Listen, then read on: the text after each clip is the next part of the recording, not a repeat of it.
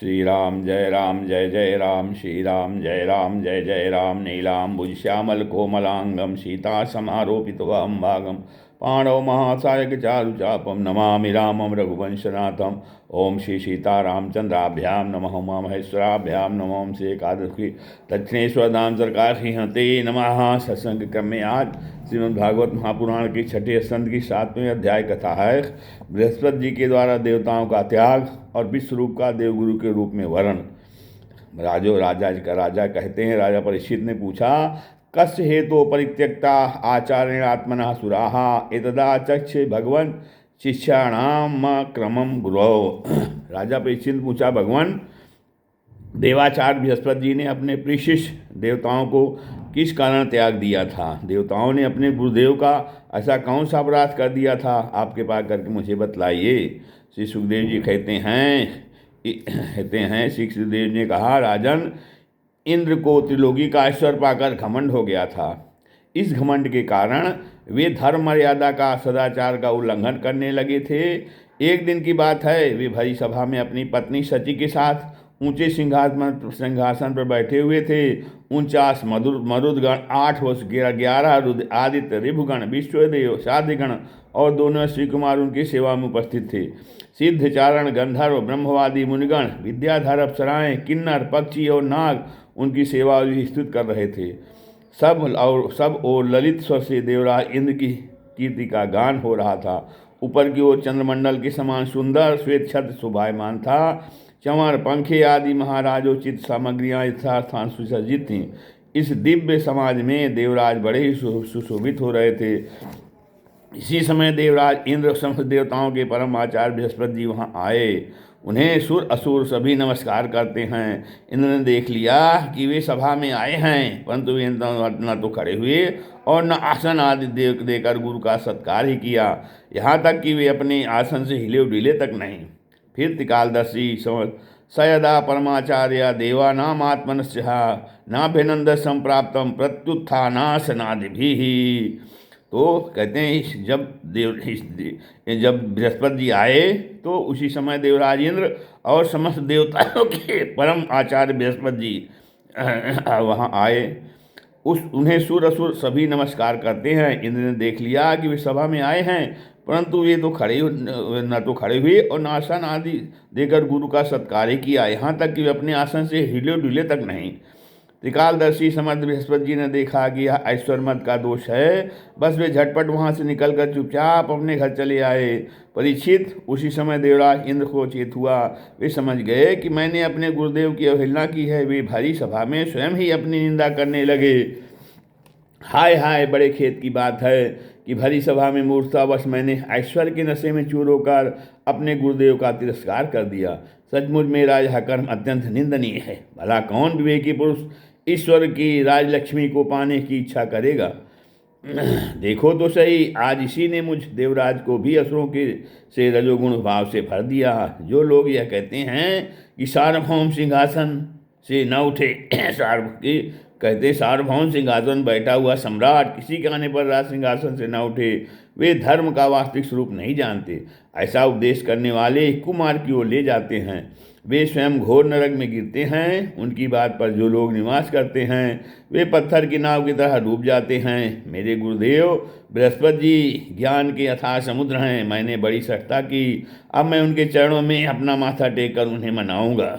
परीक्षित, देवराज इंद्र इस प्रकार सोच ही रहे थे कि भगवान बृहस्पति जी अपने घर से निकलकर योग बल से अंतर्धान हो गए। देवराज इंद्र ने अपने गुरुदेव को बहुत ढूंढवाया, परंतु उनका कहीं पता न चला। तब वे गुरु के बिना अपने को सुरक्षित न समझकर देवताओं के साथ अपनी बुद्धि के अनुसार स्वर की रक्षा का उपाय सोचने लगे, परंतु वे कुछ भी सोच न सके। उनका चित्त अशांत ही बना रहा। परीक्षित, दैत्यों को भी देवगुरु बृहस्पति और देवराज इंद्र की अनबन का पता लग गया। तब उन मदोन्मत्त और आताई असुर ने अपने गुरु शुक्राचार्य के आदेशानुसार देवताओं पर विजय पाने के लिए धावा बोल दिया। उन्होंने देवताओं पर इतने तीखे तीखे बाणों की वर्षा की कि उनके मस्तक, जंघा, बाहु आदि अंग कट कर गिरने लगे। तब इंद्र के साथ सभी देवता से झुकाकर ब्रह्मा जी की शरण में गए।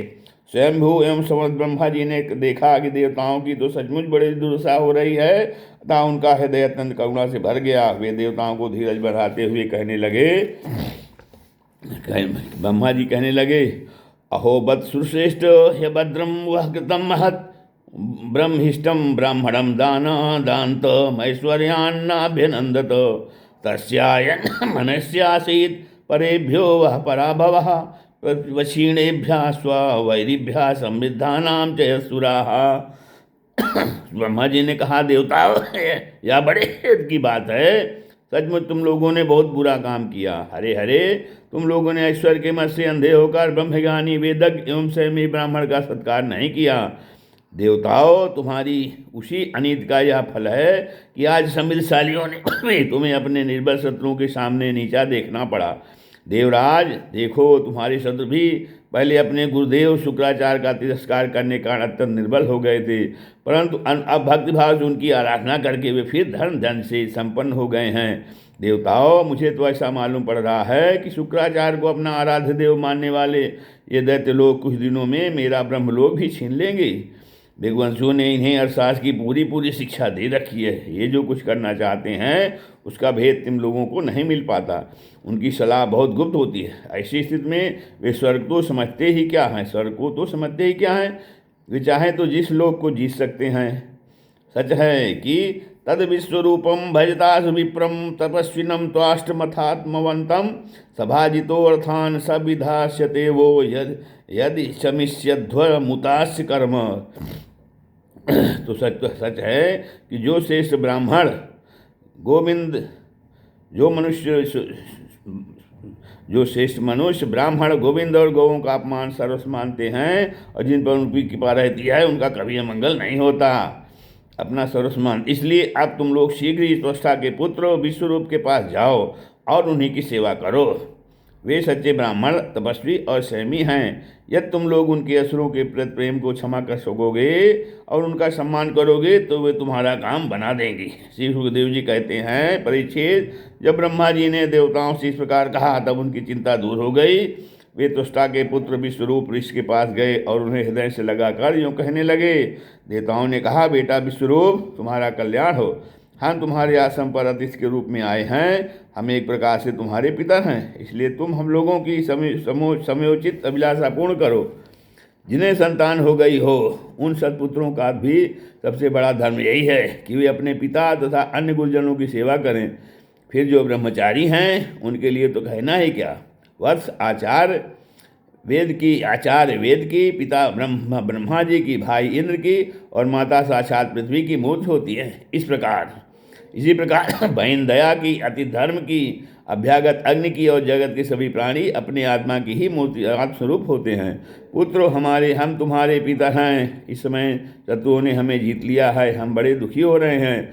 तुम अपने तपोबल से हमारा यह दुख दारिद्र्य पराजय टाल दो। पुत्रो, तुम्हें हम लोगों की आज्ञा का पालन करना चाहिए। तुम ब्रह्मनिष्ठ ब्राह्मण हो, अतः जन्म से ही हमारे गुरु हो। हम तुम्हें आचार्य के रूप में वर्ण करके तुम्हारी शक्ति से अनायासी शत्रुओं पर विजय प्राप्त कर लेंगे। पुत्र, आवश्यकता पड़ने पर अपने छोटों का पैर छूना भी निंदनीय नहीं है। श्री राम जय राम जय जय राम, श्री राम जय जय राम वेद ज्ञान को छोड़कर केवल अवस्था बड़प्पन का कारण भी नहीं है। वृणीमहे न गर्हिष्यन्ति हर्थेषु यविष्ठाघ्राभिवादनम छंदेभ्यो अन्यत्र न ब्रह्मण वयोज्येष्ठस्य कारणम। तो परीक्षित कहते हैं, ब्रह्मा जी कहते हैं, पुत्र, आवश्यकता पड़ने पर अपने छोटों का पैर छूना भी निंदनीय नहीं है। वेद ज्ञान को छोड़कर केवल अवस्था बड़प्पन कारण भी नहीं है। सुखदेव जी कहते हैं, परीक्षित, जब देवताओं ने इस प्रकार विश्वरूप से पुरोहिती करने की वासना की तब परम तपस्वी विश्वरूप ने प्रसन्न होकर उनसे अत्यंत प्रिय और मधुर शब्दों में कहा। विश्वरूप ने कहा, पुरोहिती का काम ब्रह्म तेज को छीड़ करने वाला है, इसलिए धर्मशील महात्माओं ने उसकी निंदा की है। किंतु आप मेरे स्वामी हैं और लोकेश्वर होकर भी मुझसे उसके लिए प्रार्थना कर रहे हैं। ऐसी स्थिति में मेरे जैसा व्यक्ति भला आप लोगों को कोरा जवाब कैसे दे सकता है। मैं तो आप लोगों का सेवक हूँ। आपकी आज्ञाओं का पालन करना ही मेरा स्वार्थ है। देवगण, हम अकिंचन हैं। खेती कर जाने पर अथवा अनाज की हाट उठ जाने पर उसमें से गिरे हुए कुछ दाने चुन लाते हैं और उसी से अपने देव कार्य तथा पितृकार्य संपन्न कर लेते हैं। लोग पालो, इस प्रकार जब मेरी जीविका चल ही रही है तब मैं पुरोहिती को निंदनीय वृत्ति क्यों करूं।